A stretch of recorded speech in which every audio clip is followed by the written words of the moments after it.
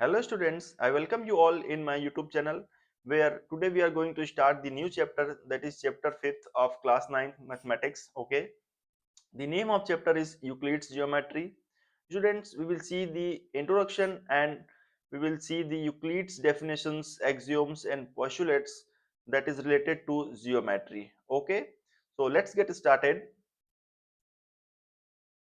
See, the name of the chapter is Euclid's geometry. Okay, so first we will see the meaning of geometry. Geometry क्या होता है? ठीक है, actually दो जो जियोमेट्रिक वर्ड है वो दो ग्रीक वर्ड से मिल करके बना हुआ है. ठीक है, एक है जियो जिसका मीनिंग होता है अर्थ एंड दूसरा वर्ड है मैट्रेन, इसका मीनिंग होता है टू मीजर्स. ठीक है, टू मीजर. ठीक है, ये दो वर्ड से मिलकर के बना है जियोमेट्रिक. Jio and मेट्रेन. जियो का मीनिंग होता है अर्थ एंड मेट्रेन का मीनिंग होता है टू मेजर्स. इससे हमें ये समझ में आता है कि जियोमेट्री का जो इन्वेंशन हुआ है वो ऐसे प्रॉब्लम्स को सॉल्व करने के लिए हुआ है जहां पे हमें लैंड्स का, है ना, या भूखंड का मेजरमेंट्स करने की आवश्यकता पड़ती हो. ठीक है, समझ में आ रहा है आपको?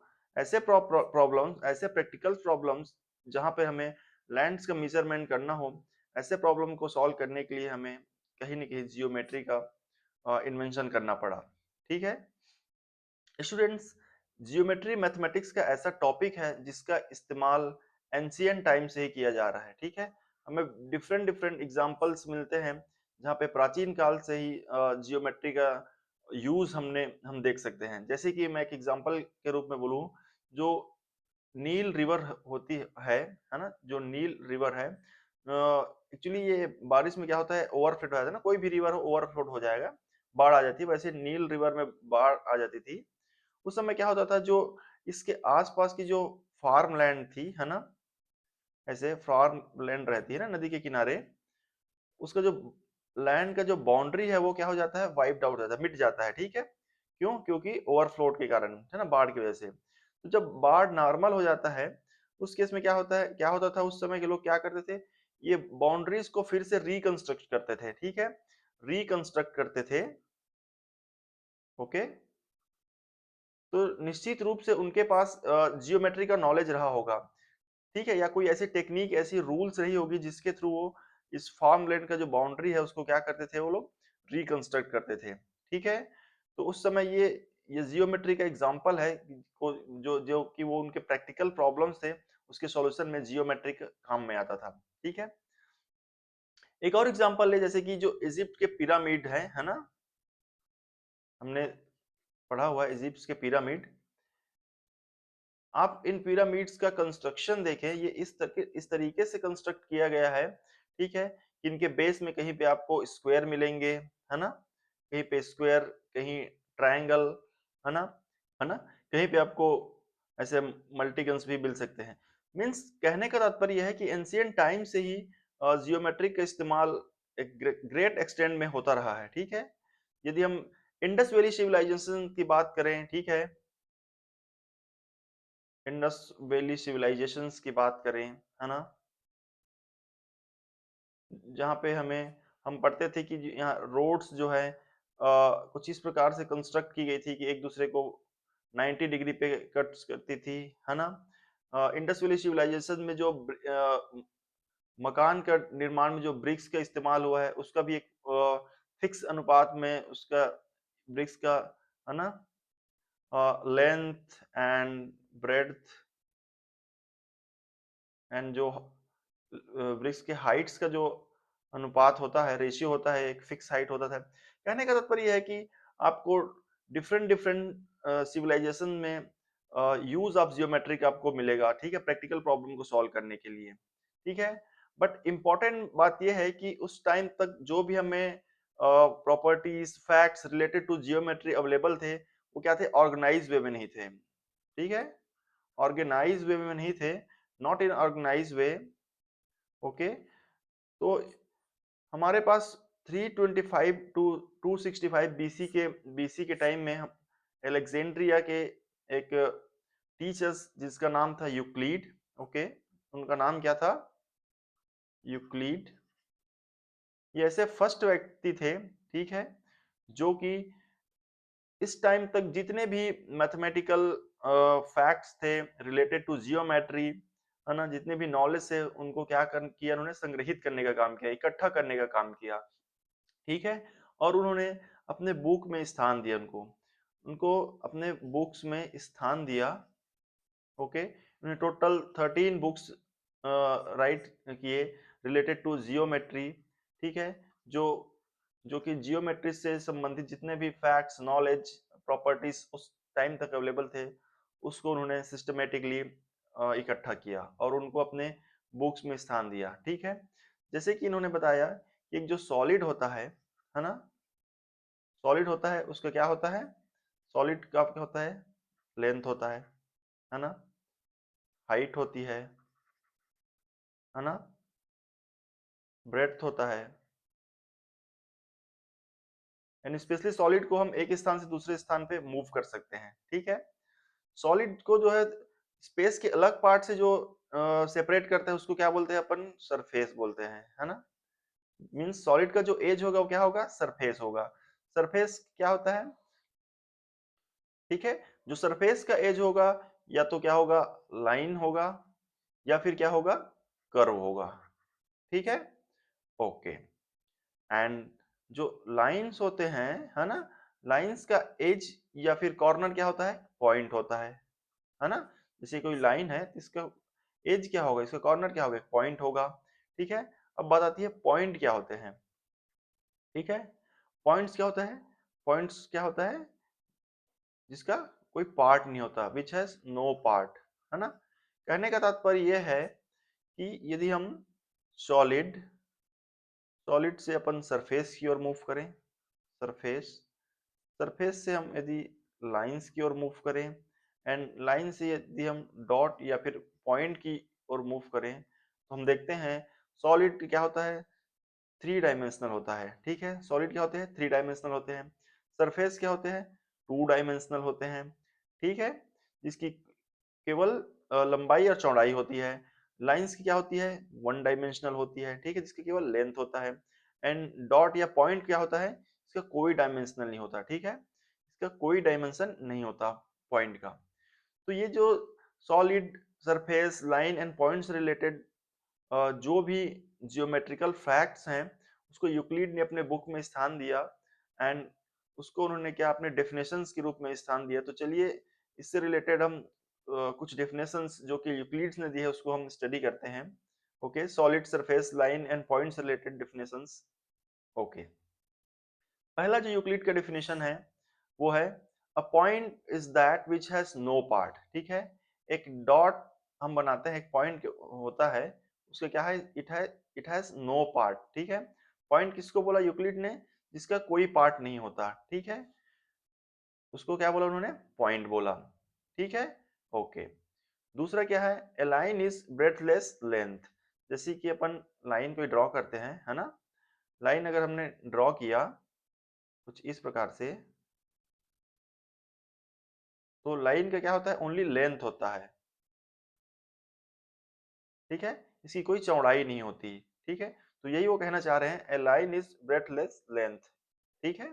ओके, पॉइंट को क्या बोला, इसका कोई पार्ट नहीं होता, इसका कोई लेंथ नहीं होता, ना ही कोई विड्थ होता है, ओके, उसको अपन क्या बोलते हैं, पॉइंट कहते हैं, ठीक है। दूसरा उन्होंने क्या बोला लाइन के बारे में, a line is breathless length, length, ठीक है, इसकी कोई लाइन के क्या होता है, ओनली लेंथ होता है, इसकी कोई चौड़ाई नहीं होती, ओके। थर्ड क्या है, the ends of a line are point. जैसे कि हम कोई लाइन ले लें, ठीक है, जैसे कि अपन लाइन लेते हैं, तो लाइन का जो एंड होता है, ठीक है, वो क्या होता है, पॉइंट होता है ना। ये एक्चुअली ये लाइन सेगमेंट है, ठीक है, ये लाइन का पार्ट होता है। हम लाइन को क्या बोलते हैं, लाइन जो होता है वो इन्फिनिटली हम एक्सटेंड कर सकते हैं, बट यदि हम इसका कोई पार्ट ले लें, है ना, इस लाइन का पार्ट ले लें, तो क्या कहलाता है, लाइन सेगमेंट कहलाता है। तो लाइन सेगमेंट का जो एंड होता है वो क्या होता है, पॉइंट होता है। ये पॉइंट है ना, ये भी पॉइंट है ना। तो third definition is the ends of a line are points, okay. Next अपन देखते हैं, a straight line is a line which lies evenly with the points on itself. कहना क्या चाहता है फोर्थ डेफिनेशन, जैसे कि अपन अपने पास कोई एक स्ट्रेट लाइन हो, समथिंग लाइक दिस। तो इस स्ट्रेट लाइन पे मल्टीपल क्या होंगे, पॉइंट्स इवनली लाई करते हैं, ठीक है, मल्टीपल पॉइंट्स इवनली लाई करते हैं। हमने पढ़ा ही हुआ है कि जैसे कोई लाइन होता है वो क्या है, उसमें क्या होते हैं, मल्टीपल लाइन से मिल करके लाइन बनी होती है, ठीक है, एक लाइन के अंदर मल्टीपल पॉइंट्स विद्यमान होते हैं, ठीक है। तो ये फोर्थ डेफिनेशन कहना चाह रहा है, अ straight line is line which lies evenly with the points on itself, means ये लाइन है, इस लाइन के ऊपर मल्टीपल पॉइंट्स क्या होंगे, इवनली लाई होते हैं, ठीक है, स्थित होते हैं, विद्यमान होते हैं। ओके, नेक्स्ट फिफ्थ डेफिनेशन है, a surface is that which has length and breadth only. आप एग्जांपल के लिए आप एक पेज ले लो, है ना, एक अपन पेज ले एग्जांपल के लिए, तो अपन देखेंगे कि इस पेज में क्या होता है, ओनली लेंथ होता है एंड ब्रेड्थ होता है, सॉरी,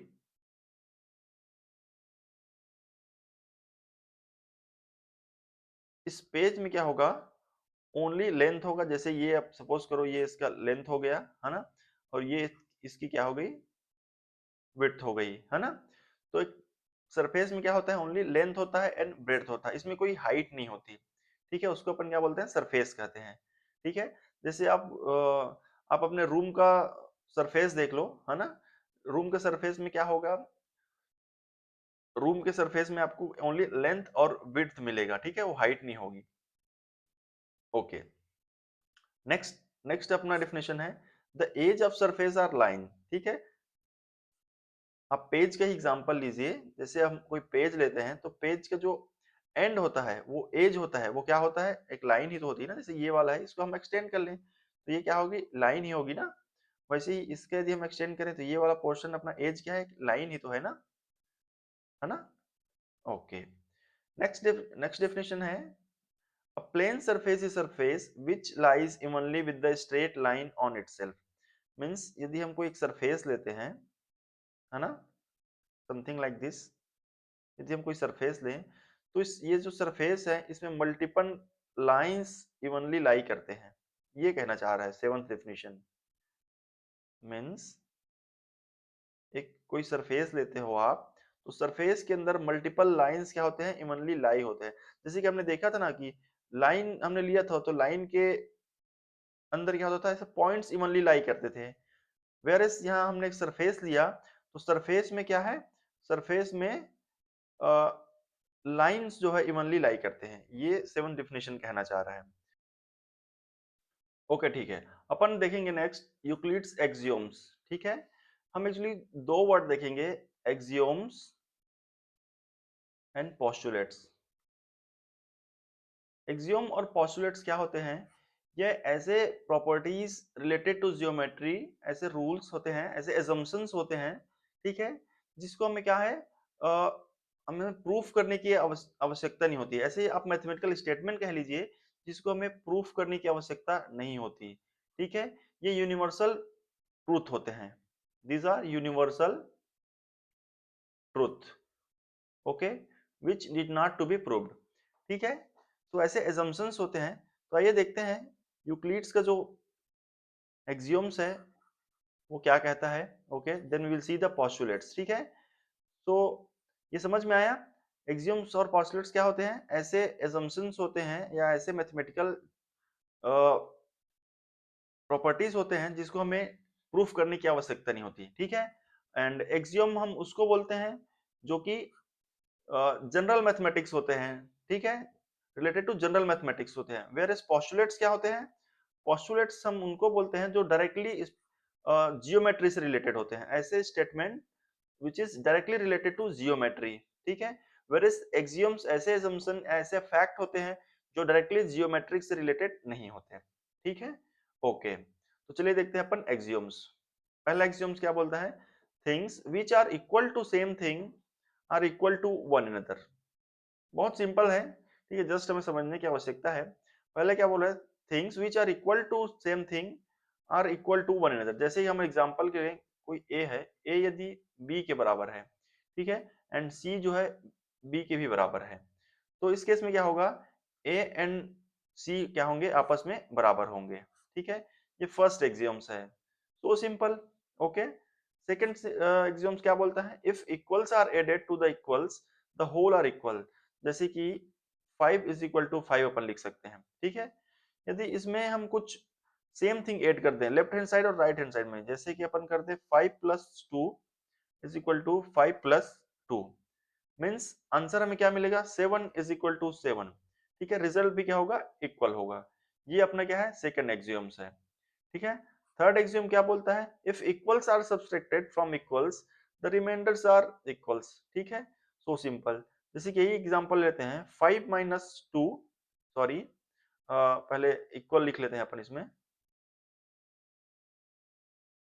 ये हो जाएगा अपना, सपोज 5 इज इक्वल टू 5, है ना। इसमें अपन क्या कर रहे हैं, बोथ साइड 2 माइनस कर दें, 5 minus 2 is equal to 5 minus 2, तो रिजल्ट अपन को क्या मिलेगा, 3 इज इक्वल टू 3।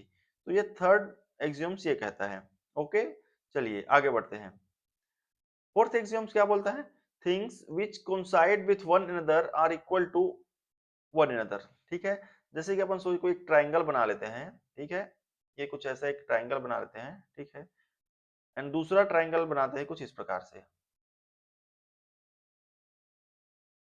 ओके। ये ट्राइंगल ए है एंड ये है अपना ट्राइंगल बी। यदि ए और बी आपस में कोइंसाइड करेंगे, ठीक है, मींस कुछ इस प्रकार से ये ट्राइंगल ए और इसी के ऊपर यदि ट्राइंगल बी भी कोइंसाइड कर जा रहा है, ठीक है, तो इस केस में क्या होगा, ट्राइंगल ए और ट्राइंगल बी आपस में क्या होंगे, बराबर होंगे, okay. This is our fourth axioms, ठीक है। फिफ्थ एक्सियम्स क्या बोलता है, things which are double of the same things are equal to one another, ठीक है। सपोज करो a is equal to 2b, ठीक है, a जो है b के डबल के बराबर है, and c is also equal to 2b, ठीक है, c भी जो है b के डबल के बराबर है। इस केस में a और b क्या होंगे, आपस में बराबर होंगे, ठीक है। This is very simple fifth axioms, okay. Next क्या है, सिक्स्थ एक्सियोम क्या बोलता है, things which are halves of the same things are equal to one another, ठीक है।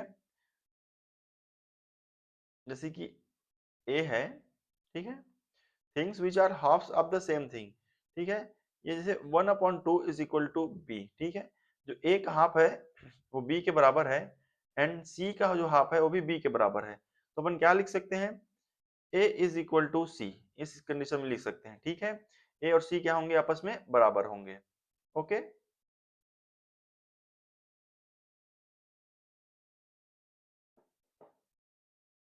ठीक है, ये हो गया एक्सियम्स।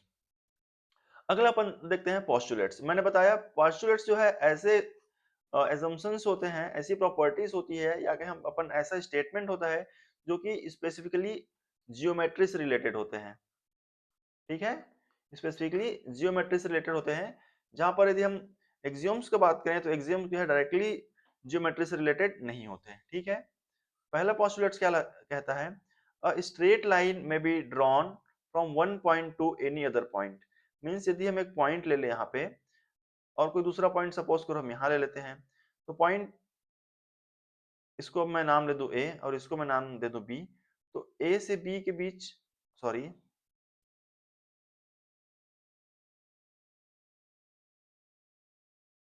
ए से बी के बीच अपन लाइन ड्रॉ कर सकते हैं कुछ इस प्रकार से। कोई दूसरा पॉइंट यहाँ पे ले लो सी, तो ए से सी के बीच भी अपन, ए से सी के बीच भी अपन कोई पॉइंट स्ट्रेट लाइन ड्रॉ कर सकते हैं इजीली, ठीक है। ये अपना फर्स्ट पोस्टुलेट कहता है, मीन्स आप कोई सा भी पॉइंट ले लो, सपोज यहाँ मैं एक पॉइंट ले लेता हूँ, तो यहाँ से यहाँ भी आप एक स्ट्रेट लाइन ड्रॉ कर सकते हो। एक पॉइंट आप यहाँ ले लो, तो यहाँ से यहाँ स्ट्रेट लाइन ड्रॉ कर सकते हो, है ना। मीन्स हमें एक लाइन ड्रॉ करने के लिए मिनिमम 2 पॉइंट्स की रिक्वायरमेंट होती है, ठीक है। स्ट्रेट लाइन में भी drawn from one point two any other point, आप किसी भी 2 पॉइंट के बीच एक स्ट्रेट लाइन ड्रॉ कर सकते हो। ये अपना यूक्लिड्स का फर्स्ट पोस्टुलेट कहता है, ओके। चलिए आगे बढ़ते हैं। पोस्टुलेट सेकंड क्या है, a terminated line can be produced indefinitely, ठीक है। जैसे कि ये हम एक टर्मिनेटेड लाइन ले लिया कुछ इस प्रकार से, ठीक है। टर्मिनेटेड लाइन को जो हम अभी के जियोमेट्री में उसको क्या बोलते हैं, लाइन सेगमेंट बोलते हैं, क्या बोलते हैं, लाइन सेगमेंट, है ना। मैंने बताया था ना कि लाइंस क्या होती है, लाइंस क्या होती है, कुछ इस प्रकार से रे होती है जो कि इन्फिनिटी तक आप उसको एक्सटेंड कर सकते हो। यदि हम इसका कोई पार्ट ले लें, सपोज करो यहाँ से ए और ये बी, तो इसको हम क्या बोलेंगे, ए बी को अपन क्या बोलेंगे, लाइन सेगमेंट बोलेंगे, है ना। तो ये वैसे ही हमने लाइन सेगमेंट लिया है। अब अगर आप चाहो तो इसको अनंत तक एक्सटेंड कर सकते हो, इंक्रीज कर सकते हो, है ना। तो यही कहना चाह रहा है postulate 2, a terminated line can be produced indefinitely. Okay, ठीक है। थर्ड पोस्टुलेट क्या बोलता है, a circle can be drawn with any centre and any radius. ठीक है, आप एक सर्कल बना सकते हो, आप कोई सा भी सर्कल बना सकते हो, ठीक है। आप उसके लिए सेंटर आप कहीं कहीं भी ले लो, एंड रेडियस कोई सा भी ले सकते हो, ठीक है। कुछ इस प्रकार से सपोज करो मैं एक ऐसा सर्कल बनाता हूँ, ठीक है। Please don't go on the drawing, ठीक है। कोई एक मैं दूसरा सर्कल बनाता हूँ ऐसा, ठीक है। उसका रेडियस मैंने यहाँ ले लिया, सेंटर यहाँ ले लिया, एंड रेडियस सपोज करो ये है, ठीक है। आप कोई छोटा भी सर्कल बना सकते हो, ठीक है, कुछ इस प्रकार से। आप कोई बड़ा सर्कल बना सकते हो कुछ इस प्रकार से,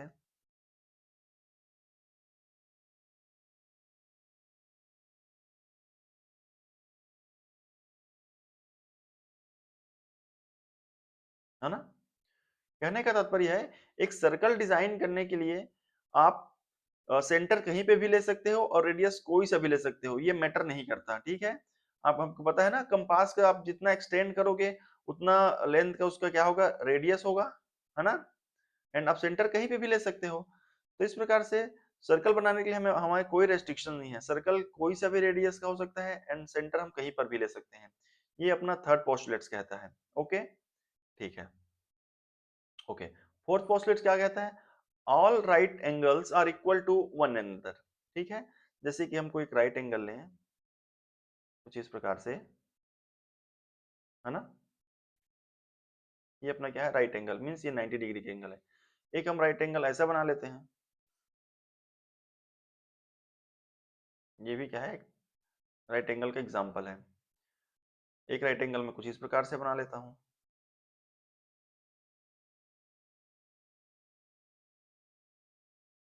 ठीक है।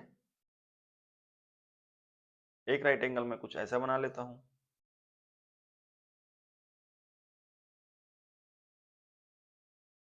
तो ये सारे राइट एंगल आपस में क्या होंगे, इक्वल ही होंगे, ठीक है। 90, ये सारे 90 डिग्री राइट एंगल बना रहे हैं, आपस में बराबर ही होंगे, ये अलग अलग नहीं है, ये एक ही चीज को इंडिकेट कर रहे हैं, ठीक है। यही अपना फोर्थ पोस्टुलेट्स कहता है, all right angles are equal to one another.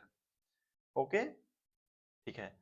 अपना लास्ट पोस्टुलेट्स है, फिफ्थ पोस्टुलेट्स, इसको देखते हैं।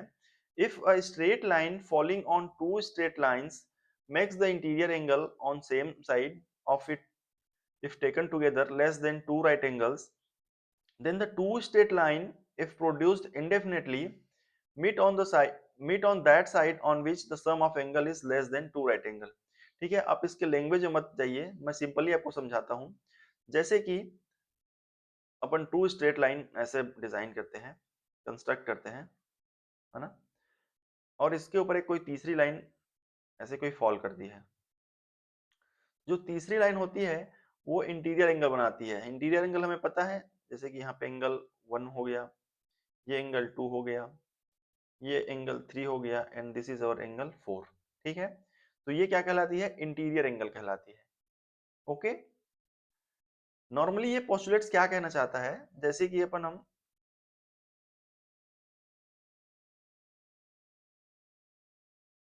ऐसे कोई लाइन है सपोज करो,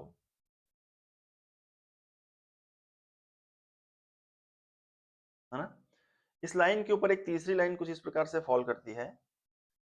ओके, और ये जो इंटीरियर एंगल बनाता है, एंगल 1, एंगल 2, एंगल 3, एंगल 4, आप इस इंटीरियर एंगल का सम ले लो, जैसे कि angle 1 plus angle 2 and angle 3 plus angle 4। ठीक है, मीन्स ये लाइन के वन साइड के एंगल, ठीक है। ये लेफ्ट, जैसे इधर हम लेफ्ट साइड बोले तो लेफ्ट साइड का एंगल क्या हो गया, इंटीरियर एंगल का सम क्या हो गया, एंगल 1 प्लस एंगल 2। और राइट साइड सोचें तो ये एंगल 3 प्लस एंगल 4 हो जाएगा। ठीक है, तो यदि एंगल 1 और एंगल 2 का जो सम होगा वो क्या होगा, less than two right angle means, two right angle means 90 degree plus 90 degree, ये टू राइट एंगल होगा, इनका सम क्या होगा 180 डिग्री।